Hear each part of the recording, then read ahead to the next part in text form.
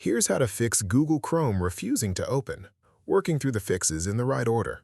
First, open Task Manager and search for Chrome. If any Chrome processes are still running, end them all. Chrome sometimes leaves background processes running even after appearing to close, and these prevent a fresh launch. This alone fixes it more often than people expect. Right-click the Chrome shortcut, select Open File Location, right-click the Chrome exe, go to Properties, then Compatibility, and check both Disable Full Screen Optimizations and run this program as administrator.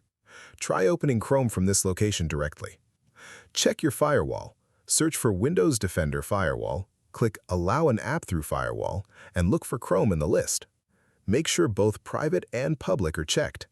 If Chrome is not in the list, click Allow another app, browse to the Chrome exe and program files, then Google, then Chrome, then Application, and add it. If Chrome still will not open, navigate to C Drive, then Users, then your username, then AppData, then Local, then Google, then Chrome, then User Data.